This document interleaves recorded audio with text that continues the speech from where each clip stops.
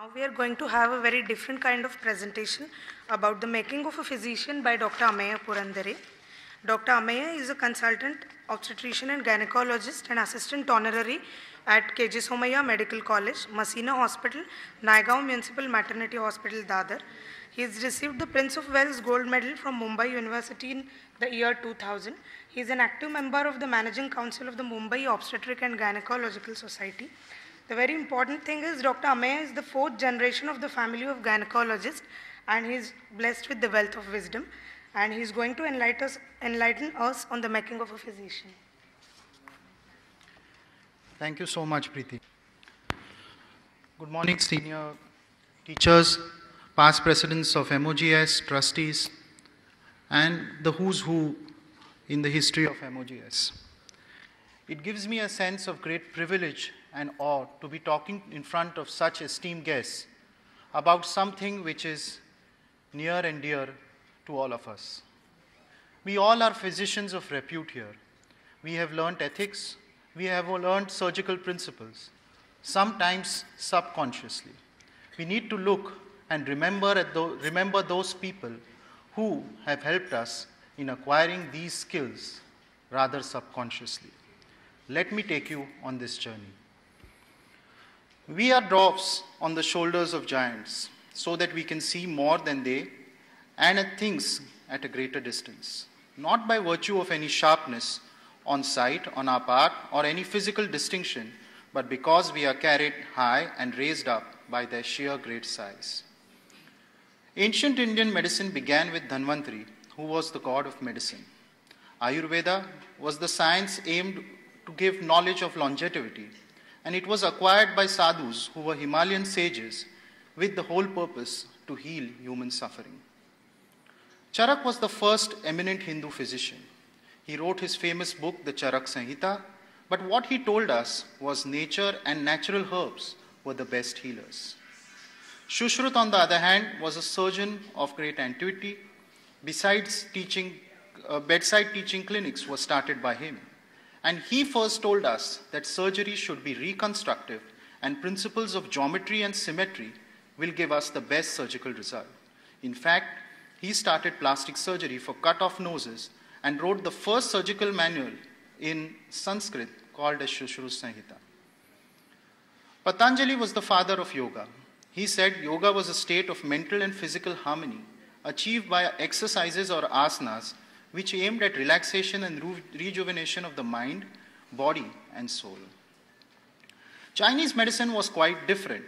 It was based on the principle of yin and yang, where opposite forces were used, and these were used effectively in the science of acupuncture.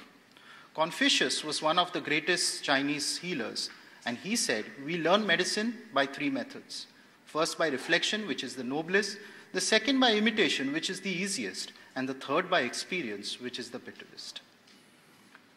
Hippocrates said, between wisdom and medicine, there is no gulf fixed. In fact, medicine possesses all the qualities that make for wisdom. He was a great physician and philosopher. He dissociated the divine from medicine, and he told us that you need to be an astute observer and a meticulous history taker if you want to be a good physician. He introduced the concept of conservative medicine and used the term primum non cere, which means, first of all, do no harm. He said every illness has to be prognosticated, and it will only come with the physician's experience. But what we know him most popularly is for his oath. We all recited it when we were formally initiated into the art and science and philosophy of medicine. Following are the basic important principles. Bedside observation, the patient is at all times more important than the disease. Be honest unto thyself, nature heals assisted. Each physician must possess good thoughts, good words, and good deeds. Galen from Greece was an experimentalist. He told us the body was made up of 4 fluids, which he called humors, and depending upon the dominance of which one of these we possess, he said our person was responsible for the 3 spirits, animal, vital, and natural, which govern human existence. He prognosticated by only feeling or palpating the pulse. Persian medicine was blessed with Al-Raz. He introduced the concept of clinical dilemmas, the concept of a second opinion. He said, ask many doctors and make many mistakes. When doctors agree, it's easy to make a decision, but when they don't, it's very difficult to arrive at an agreement. Leonardo da Vinci was a multi-talented genius. He only approved of what he found with study and experiment. He dissected and drew by candlelight in the mortuary and created epic paintings. He got in the concept of surgical anatomy and said it had to be in proportion and at the right perspective. When he died, they said, "It is not in the power of nature to create another." Vesalius was the father of anatomy. He frequented cemeteries to dissect corpses.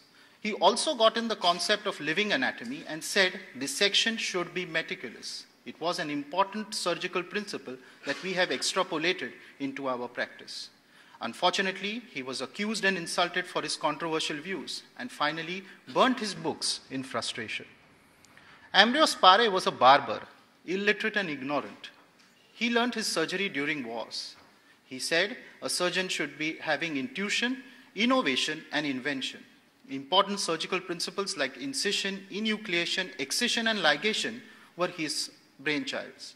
He very simply said, "My hands are God's gift, and I am a mere instrument." He devised the artery forceps and podalic version.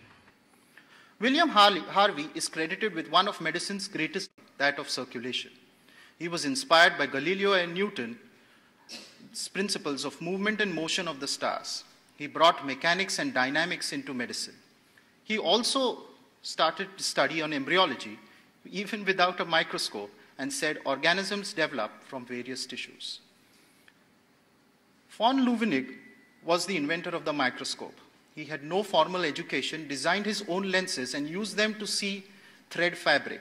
He brought in the important concept of magnification, things which were invisible to the naked human eye. Histology was born. We started talking about bacteria, protozoa, muscles, sperms, and microcirculation. He thrived throughout his life for true scientific inquiry. John Hunter signaled surgery more as a science.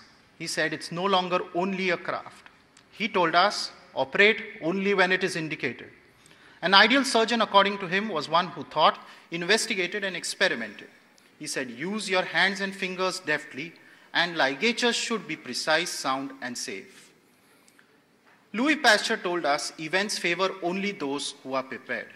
He introduced the concepts of fermentation and putrefaction, and the terms aerobic and anaerobic. Robert Cox is credited with the tuberculin test. It was a failure initially. He persevered and made it a success.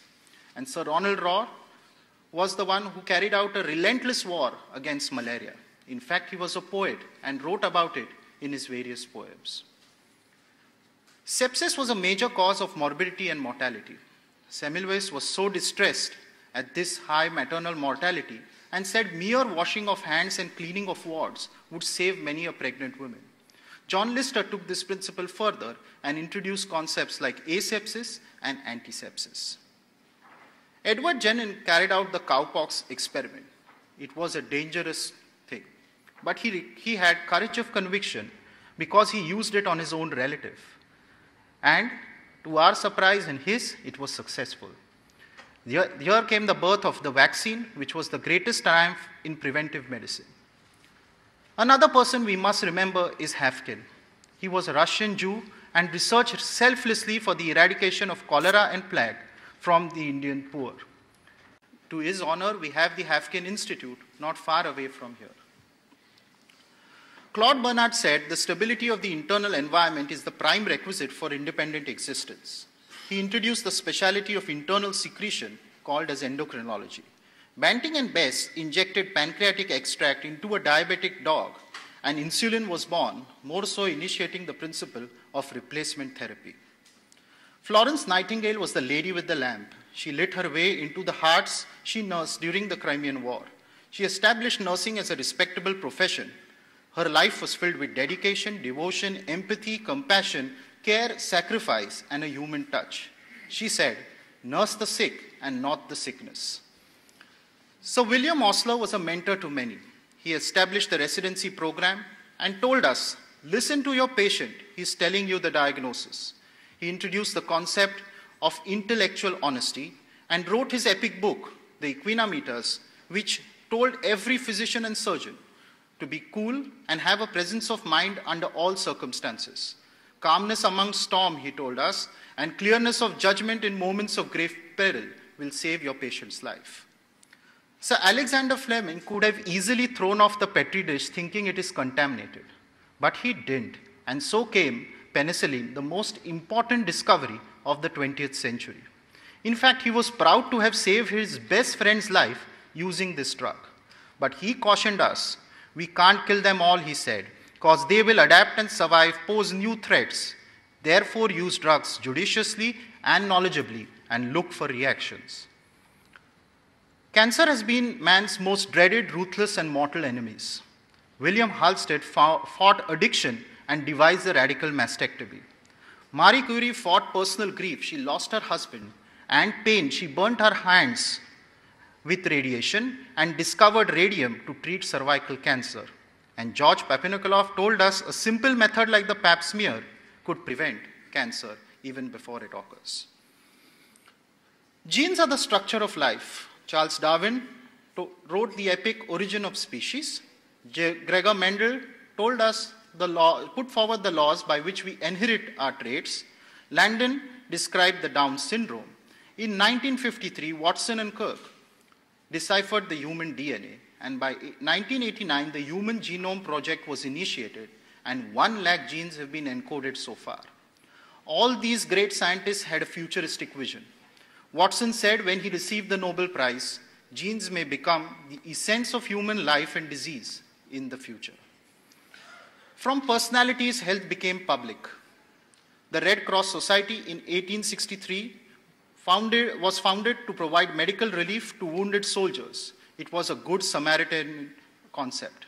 The WHO was founded after the World Wars II, and not only did it give relief to those wounded, but now it monitors health and disease globally.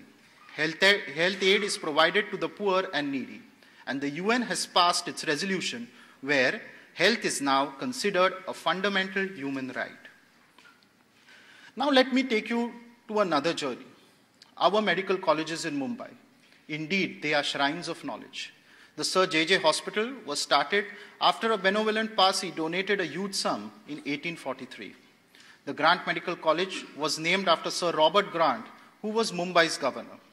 The Seth GS Medical College and KM Hospital was started in 1925 as a nationalistic movement.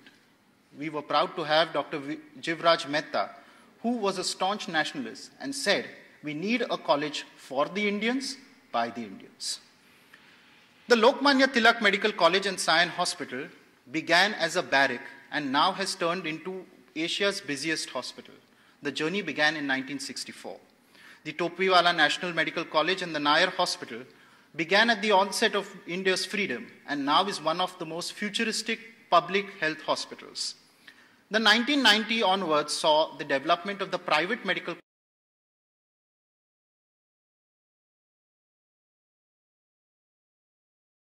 numerous teaching hospitals, training our residents for various degree and diploma courses.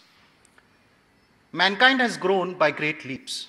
In the words of Narayana Murthy, technology determines the destiny of the future. Cardiac surgery, transplant surgery, imaging, endoscopy, artificial reproduction, and stem cells are all technological advances in modern medicine. But with this, we also have to face the law. The first code was started in Egypt, the Consumer Protection Act in 1995, after the Supreme Court said that now doctors are also liable. Our national and international bodies are introducing good practice guidelines, and unfortunately at times we have to face violence, but thank God the government has introduced acts so as to protect and respect the noblest profession of all. To end, I leave you with words of the great poet Longfellow. Look not mournfully into the past, for it comes not back again. Wisely improve the present, cause it is thine. Go forth to meet the future fearlessly with vigor, and you will certainly shine. Thank you, ladies and gentlemen, for a patient hearing.